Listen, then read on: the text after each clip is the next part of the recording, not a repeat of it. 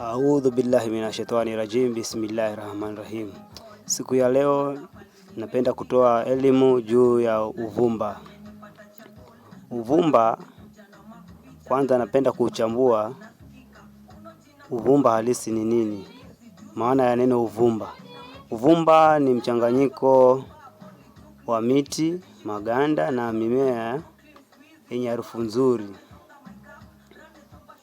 Ndani ya huo mchanganyiko ambao tumesema ni umechanganyika na miti, majani, maua, kuna vitu kama vile ubani, mvule na majani ya miti mingine ambayo yote kwa ujumla imetumika kuunda uvumba. Kwa hiyo uvumba sio mti ambao unajisimamia ama dawa inayojisimamia, isipokuwa uvumba ni mchanganyiko wa mimea yote katika ulimwengu wa tiba ambayo ina nguvu,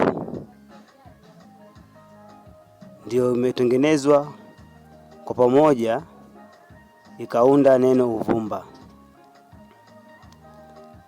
Kazi za uvumba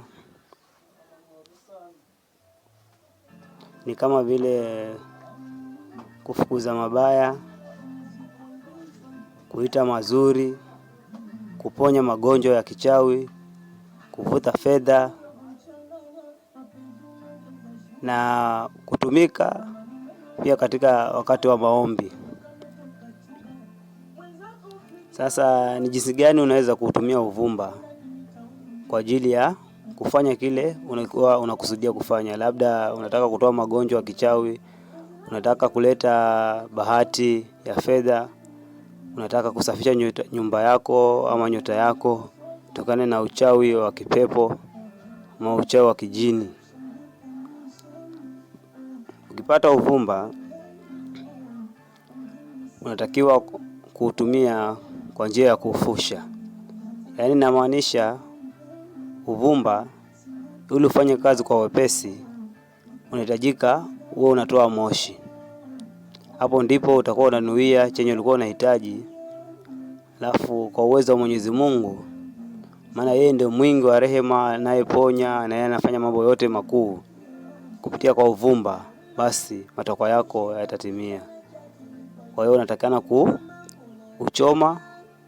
Alafu kama ni kwa ajili ya kutoa uchafu kwenye nyumba yako ama uchawi, utazunguka kwa kila pembe zote za nyumba yako. Ukiomba inajimbaya ama uchawi ukatoke kwa nyumba yako. Kama ni kwa ajili ya mwili wako, utaweka kwa moto. Alafu ukae mkao wa kutulia katika room ambayo uko peke yako. Ujifinike shuka yako. Yaani kama mfano unajifukiza. Kipindi ukiwa unajifukiza, hapo ndio utaongea manuizi yako ya kile kitu ambacho unataka. Baada ya hapo utaacha uvumba ule utoe moshi mpaka uishe. Hapo utakuwa umefanya kazi ulio kusudia ikafanyike. Leo naomba tuishie hapo, lakini nitajaribu niwezavyo niweze kuandaa somo hili zaidi ili mkapate kuona aina kwanza ya uvumba. Maana kuna aina karibia 3 za uvumba na ziko na kazi zake maalum. Kwa hiyo naomba utegee kwa ajili ya somo lijalo, ukaweze kuona live uvumba jinsi unavyokuwa kwa wale ambao hawajui uvumba, na jinsi unavyofaa kuuchoma live.